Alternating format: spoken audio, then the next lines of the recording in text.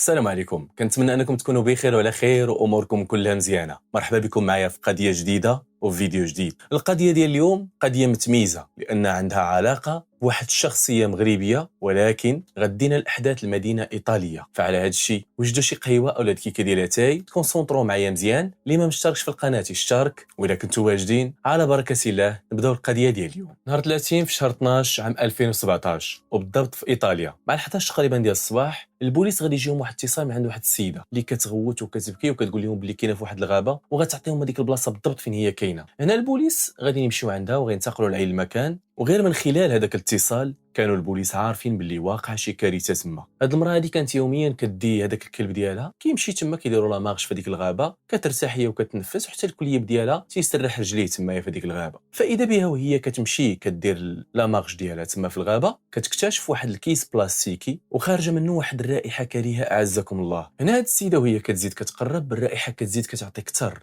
بالاضافه ان هذاك الكيس البلاستيكي كان محلول واحد شويه، ربما مع العوامل السوء ديال شي حيوان، شي كلب اولا شي قط اولا شي حاجه دازت من تما وحلاته، اولا اللي رمى الجثه تمايا نسى ان الكيس محلول اولا متقوم. الكيس كانت محفوره ليه واحد الحفره ومرمي فيها، ولكن ما مرميش كله. فغادا تقرب هاد السيده هذه، غادي يبان ليها ان الكيس ما فيه شي حيوان اولا بقايا هي اللي عاطيه ديك الريحه، وانما فيه اشلاء بشريه. السيده غادا ترجع للور وعيطت للبوليس. البوليس من بعد ما غادي يوصلوا غيتاكدوا بلي فعلا هذيك راه جثه، ولكن ما كانوش عارفين واش الجثه ديال المراه اولا ديال الراجل. الجثه ما كانتش كامله. هنا البوليس كانوا متاكدين باللي اللي لح هذيك الجثه تما بين غادي يكون لح اكياس اخرى في بلايص اخرين، اولا غادي يلقاو في نفس الغابه حوايج اخرين اولا اكياس اخرين. الشيء اللي غادي يدفعهم انهم يجيبوا الكلاب البوليسيه المدربه، غيجيبوا فرق اخرى ديال البوليس تعاونهم، وغينتشروا الفرق ديال البحث في هذاك المسرح ديال الجريمه اولا في عين المكان، يعني في الغابه تما. فعلا فاش بدات الخدمه غادي يلقاو 3 ديال الاكياس اخرين، اكياس في اللون الازرق وفيهم ما تبقى من الجثه. فاش لقاو هاد الاكياس 3 اللي بقاو، ومن خلال داك الشيء اللي لقاو في الاكياس غادي يتاكدوا غير بالعين المجرده ان الجثه كانت ديال المراه. فهنا كل شيء هاد الاكياس والبقايا ديال الجثه كامله غتمشي للطب الشرعي باش يعرفوا الاسباب ديال الوفاه، ومن خلال البصمات غادي يتعرفوا على الجثه وديال من بعد ما يخرج تقرير ديال الطب الشرعي وغادي يكشف لنا سبب الوفاه، اللي كان السبب ديال هو ان السيده ضربت بشي حاجه قاصحه على الراس ديالها، وغالبا ما غتكون مضروبه بشي حاجه ديال الحديد لان الضربه فريمون باينه. السيده باين على انها ما كانتش كتدافع على نفسها اولا في حاله دفاع عن النفس، وانما تقريبا كانت ناعسه في شي بلاصه وشي حد جا ضربها على راسها، وفاش توفات غادي يجيب شي منشار كهربائي وغادي يقطعها طرافي. المحققين كيقولوا بلي مستحيل ان هذه الجريمه هذه يكون ارتكبها غير واحد فقط، غالبا ما غيكونوا شي 2 اولا 3 اولا 4 باش تحاموا على هذيك الجثه وقطعوها بهذه الطريقه الذكيه بزاف. اما الاخوان الاسم ديال هذه الجثه وصاحبه الجثه فهي خديجه، اللي كتنحدر من الاصول المغربيه. خديجه من مواليد عام 1971، كانت مهاجره ولكن باوراق قانونيه، يعني مشات لاوروبا بطريقه قانونيه ماشي عن طريق الهجره السريه. في اللحظه اللي كانت وقعت الجريمه لهذه السيده كان في العمر ديالها تقريبا واحد 46 عام. هذه السيده راها 20 عام وهي كاينه تما في ايطاليا. خديجه كتعتبر واحد المراه اللي مكالميه بزاف، ما عندهاش مع الصداع، ما عندهاش مع المشاكل، وما ديما تجيب منها راس الخير، بحال الا بغيتي تقول غامضه شويه. خديجه تزوجات من واحد الراجل مغربي،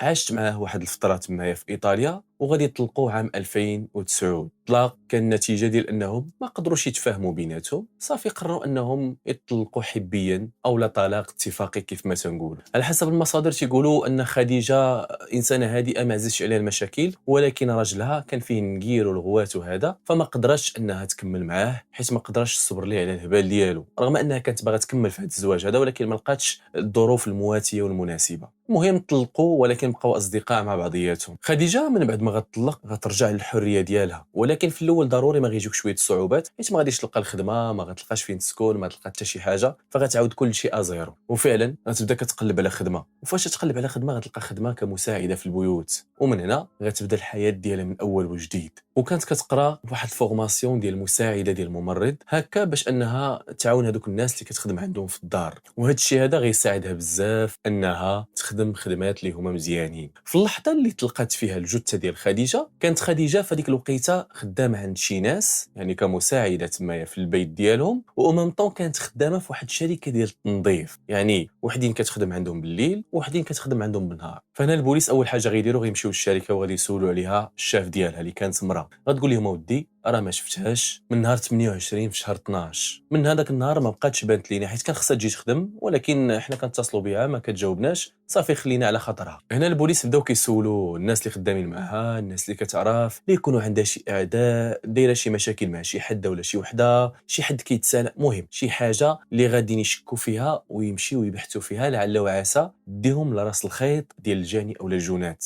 ولكن اللي سولوه كيجاوبهم جواب واحد، هو ان ديك الانسانه هادئه وفي نفس الوقت غامضه. كيف ما قلت لكم في الاول، خديجه ما تقدر تدي منها والو، يعني ما كتعطيكش راس الخيط وكلامها قليل وما كتعاودش الاسرار ديالها. كانت كتجي كدير الخدمه ديالها وكتمشي في حالها وداخله سوق راسها، وخدمتها كديرها متقونه، وحتى المعقول كانت معقوله مزيان. بطبيعه الحال العائله ديالها غادي يسيقوا الاخبار اللي كانوا في المغرب، ومساكن بطبيعه الحال راه ما غاديش يقدروا يصبروا على الاخبار ديال الوفاه ديال بنتهم، سيرتو انها مغربه عليهم. فهاد الخبر هذا كان بمثابه واحد الصدمه بالنسبه ليهم. حاولوا يسولوا البوليس حتى العائله ديالها، كيفاش دايره علاقتكم مع خديجه، واش عندها شي مشاكل، واش عندها شي اعداء تما. ولكن العائله ديالها تيقولوا بلي بنتهم ما عندها حتى شي عداوه مع شي واحد. بداو كيسولوهم على هذاك اللي طلقات منه، يعني الطليق ديالها، واش كانوا معاه شي مشاكل، واش فعلا كان الطلاق حبي كيف ما تتقولوا، او لا كانوا بيناتهم شي مشاكل، حيت يقدر يكون هو اللي صفاها ليها. ولكن العائله ديال خديجه كياكدوا بلي ما كانوا حتى شي مشاكل، والطليق ديالها راه طالق معاها طلاق اتفاقي وصافي، بقات العلاقه بيناتهم مزيانه، ما كاين لا عداوه ولا حتى شي حاجه. البوليس غادي يستدعيو الطليق ديالها. في الاول ما كان عارف مسكين حتى شي حاجه، ولكن من بعد غادي يقولوا لي بلي الطليقه ديالك تلقات مقتوله. السيد صدم وما كان فاهم حتى شي حاجه، لان داكشي اللي كيعرف على الطليقه ديالو انسانه ظريفه ولا يعمرها دار وما عندهاش اعداء، فكيفاش ماتت هاد الموتة هادي؟ فهو كان عنده حجه غياب اللي تبتها بطبيعه الحال، حيت ما كانش في هذيك المدينه في هذاك النهار، يعني النهار ديال الاختفاء ديالها، وحتى الايام اللي كان المفروض انها تكون ماتت فيهم، فما كانش هو تما في نفس المدينه. قال لهم بلي راه صاحبي غادي ياكد لكم انني راه كنت معاه هاد الايام هادي خارج هاد المدينه هادي. وفعلا البوليس غادي يستدعيو حتى الصديق ديالو اللي غادي يقول لهم نفس الحاجه وغيثبت لهم بلي راه صاحبه كان معاه. ولكن البوليس ما غاديش يتيقوهم بزوج، ربما صاحبه يكون متفقوا هو وياه باش يقول نفس الهضره، فهنايا واخا غيطلقوا الصراح ديالو الا انهم غيبقاو مشتبهين فيه. ومن ورا ظهرو داروا التليفون ديالو في الخبره، تبعوا التحركات ديالو، وهكذا قدروا يثبتوا انه فعلا ما عنده حتى شي علاقه بهذه الجريمه هذه. هنا البوليس ما بقاوش عارفين فين يصدوا، يعني بقاو كيدوروا في واحد الحلقه مفرغه. السيده ساكنه بوحدها ما عندهاش اعداء، شكون غادي يقدر يكون صفاها ليها بهذه الطريقه هذه؟ وشكون اللي عنده اصلا الغرض انه يدير ليها هكا؟ واش شي حد صفا ليها في شي بلاصه وجاب الجثه لها هنا؟ يعني ما كاينش حتى شي اثار ديال بصمات، شي ADN، شي دليل اللي يدين شي واحد او لا يوصلوا به لشي راس خير، والو. هنا البوليس غادي يعاودوا عاوتاني يسولوا الناس اللي خدامين معاها، المعارف، واحد الصديقه اللي كانت ساكنه معاها. هاد السيده هذه كانت عربيه، ولكن المصادر اللي قلبت فيهم ما لقيتش شي مصدر كيقول اش من جنسيه، واش مغربيه ولا جزائريه ولا تونسيه، الله اعلم. المهم تيقولوا انها عربيه. هاد البنت قالت لهم بلي انا كنت عايشه مع خديجه، ولكن هذه مده خديجه باش ما بقاتش ساكنه هنا، مشات كتخدم عند شي ناس، وهذوك الناس كانوا طالبين منها انها تبقى معاهم في الليل، وهذا الشيء كان مناسب ليها لانها غتضمن انها غتبات في واحد الدار مجانا، وما طون كتخلص، وفي الصباح راه كتمشي مازال خدامه في هذيك الشركه ديال التنظيف. هذا الشيء هذا كان مناسب ليها بزاف. هنا البوليس غادي يسولوا صاحبته وغيقولوا ليها شكون هما هاد الناس اللي خدامه معاهم خديجه. غتقول لهم ودي راه خدامه مع واحد الراجل اللي كبير في السن، هو مهندس، فغادي يجي غادي يستقر في ايطاليا، ما يبقاش يقدر يرجع مازال لبلادو الاصليه، وغادي يبقى تمايا. فهنا كان خاصو شي حد اللي يعتني به ويتهلا فيه حيت كبير في العمر. داك الشيء علاش خديجه خدمات عنده. نهار 1 شهر 1 عام 2018 غادي يتم الاستدعاء ديال هذا السيد هذا باش يجي للمركز ديال الشرطه باش غيدلي بالشهاده ديالو. غادي يقول لهم شنو كيعرف على خديجه. الاسم ديالو اكيم، وفي العمر ديالو 51 عام، والاصل ديالو من البانيا وعايش في ايطاليا، وكان مهندس سابق. بالنسبه لهذا السيد ماديا كان مرتاح مزيان. هنا فاش غادي يستدعيو الشرطه ما غاديش يمشي بوحده، وانما غادي يمشي مع ولد خوه، بحكم انه مريض وما كيقدرش يتمشى وكيمشي غير في الكرسي المتحرك، فكان لازم عليه شي حد يديه لتما لمركز الشرطه. هذا الشيء علاش غادي يستعن بولد خوه، وهذا المرض هذا هو اللي خلى خديجه تسكن معاه وتعاونوا. فهنا غادي يبداو كيسولوه على خديجه. هنا اكيم غيبدا كيقول لهم شي معلومات اللي شويه غريبه وغير مالوفه. غيقول لهم باللي ودي ما شفتهاش من نهار 28 في شهر 12، حيت تخاصمت انا وياها وتقلقات ومشات، ولكن هذه راه ماشي اول مره كديرها، لان خديجه كانت انسانه مزاجيه، فين ما كانت زايدو في الهضره كتمشي في حالها حتى كتبرد وكترجع في حالها. ولكن البوليس غادي يطيح في بالهم واحد السؤال، الا هي انسانه خدامه عندك فعلاش غتوصلوا لهذه المرحله هذه ديال تزايدوا في الهضره وتخاصموا وكذا؟ يعني كاينه شي حاجه اكثر من هذا الشيء. اكيم غادي يقول لي ما ودي انا راه كنبغي خديجه وكانت بيناتنا علاقه وكنا قريب غادي نتزوجوا. في الاول انا عرفتها عن طريق واحد الصديقه، كنت كنقلب على شي وحده اللي تجي تقابلني وهذا، فهي غتوريني هذه البنت هذه اللي هي خديجه، وملي شفتها عجباتني وفعلا عرفتها انسانه معقوله والله يعمرها دار وصافي خدمتها عندي. وفي نفس الوقت فاش عرفتها مزيان اقترحت عليها ان صافي ما تبقاش كاريه تطلق الكرا وتجي تسكن معايا او مام طون خدامه معايا وكتمشي للخدمه ديالها في الصباح. وبشويه بشويه العلاقه ديالنا بدات كتقرب وملي بديت كنبغيها غادي نعرض عليها الزواج. وبطبيعه الحال خديجه غادا تقبل ولكن جلسنا واحد المده باش هكا نزيدو نتعرفوا على راسنا ونتعرفوا على بعضياتنا. وفي هذه المده هذه كنا كنتناقشوا في شي مواضيع وكنا كنزايدوا بعض المرات في الهضره. فهي من بين هذوك المرات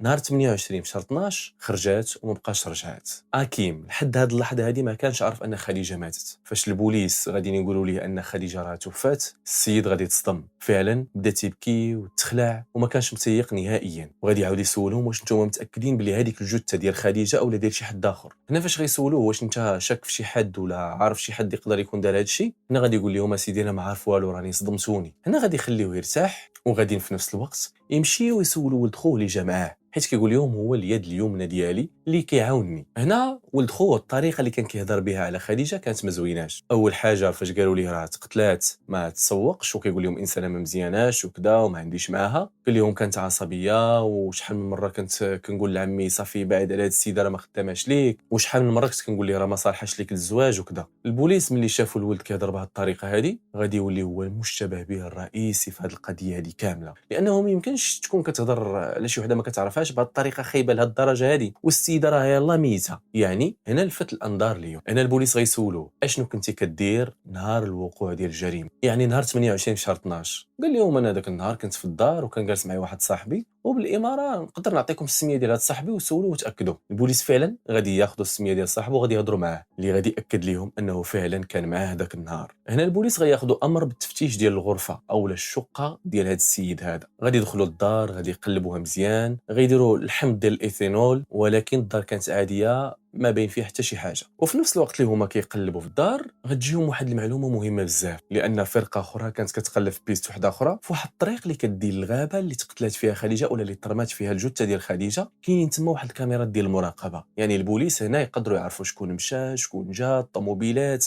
الاشخاص، يعني غيقدر يحل لهم واحد البيست كبيره اللي غتسهل عليهم الخدمه. هنا من ضمن الطوموبيلات اللي كانوا دايزين في نفس النهار اللي تلحت فيه الجثه كان الطوموبيل ديال هذا السيد هذا اللي في عمره 27 عام واللي هو ولد الاخ ديال اكيم. فعلا غادي نجيبوا التفريغ ديال كاميرات المراقبه وغتبان الطوموبيله ديالو دايزه في نفس النهار. بالاضافه لهذا الشيء غادي ياخذوا التليفون ديالو وغيعرضوه للخبره وغيتاكد لهم باللي هذاك التليفون داز من هذيك الغابه في البلاصه بالضبط فين تلقات الجثه. فهنا غادي يتاكدوا اولا غيوليو متاكدين بزاف ان هذا الولد عنده شي علاقه. ولكن السؤال اللي مطروح واش اكيم عارف هذا الموضوع هذا ولا كاين شي قصه اخرى؟ البوليس غادي نرجعوا عند اكيم مره واحده اخرى للدار وهما داخلين غيتير الانتباه ديالهم ان ديك العماره فين كاينه الدار كاينين فيها كاميرات المراقبه. فهم بكل بساطه غيطلبوا الكاميرات والنتيجه ديال الكاميرات ديال المراقبه غادي تقلب هذه القضيه سفها على عليها. نهار 29 في شهر 12 غادي تبان خديجه داخله لديك العماره على اساس انها غادا لدارها فين هي ساكنه. خديجه غادا تدخل. البوليس عياو ما يدوزوا في هذوك الكاميرات باش يشوفوا خديجه فين خرجات امتى خرجات،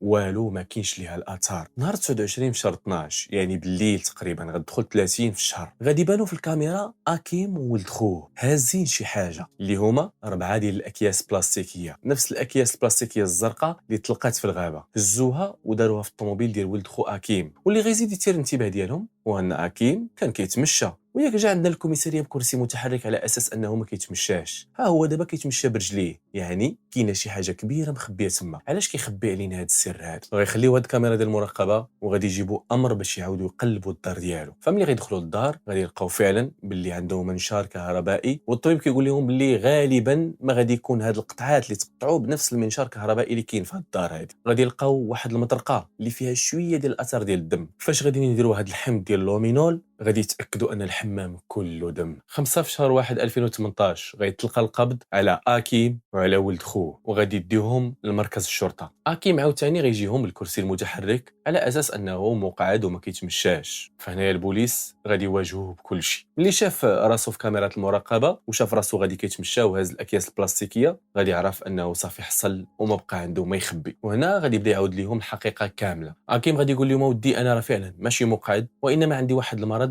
كيبقاو يتراعدوا ليه سميتو ربما الرعاش، كيبقاو يتراعدوا ليه يديه ورجليه. بالاضافه لانه كان كيعاني من اكتئاب حاد كيعاود ياكد لهم بلي هو راه كان باغي شي وحده اللي تجي عنده للدار وتقابلو، دير شويه الميناج وهذا، ومنها تبقى معاه تونسو، لانه بعض المرات كتجي لا كريز وما كيقدر حتى شي واحد يعاتقو، وغيجي الاختيار ديالو على خديجه اللي غتقبل تجي وتخدم عنده تما. هو كيعاود ياكد لهم بلي من بعد ولات بيناتهم علاقه وكانوا باغيين يتزوجوا، ولكن هادشي كله كيقولوا كان كذوب، لان صحابها والناس المقربين ليها كيقولوا ان ما عمر كانت شي علاقه ما بين اكيم وخديجه ابدا. خديجه كانت نيشان وستريكت اصلا، من بعد الطلاق ديالها كانت بحال قلتي تعقدات، ما بقاتش باغا تزوج اصلا، وصافي خدامه على والديها وهذا، وخير دليل على انها دايره جوج الخدمات في نفس الوقت. ولكن اكيم تيقول لهم العكس ديال هادشي تماما، تيقول لهم بلي في ذاك النهار، نهار 29 من شهر 12 دابزوا هكا وهي خرجات، ويقول لهم في ذاك النهار اللي هو 29 في شهر 12 كنا دابزنا، وهي قالت ليه بلي انا غادي نمشي وما نبقاش نرجع، وبحكم انه هو كان متعلق بها بزاف وما كانش اصلا يقدر يعيش بلا بها، غادي يقدر يصفي عليها. قال لي ما ودي كنا دخلنا في مشادات كلاميه وبدينا كنتعايروا مع بعضياتنا وكنتسابوا، وقالت لي راه غنمشي في حالي ما عمري باقا نرجع، فهز هو واحد المطرقه وغا يضربها على راسها، نفس المطرقه اللي تلقات في الراس فيها شويه الدم. ولكن هذا الشيء ما كيتماشاش مع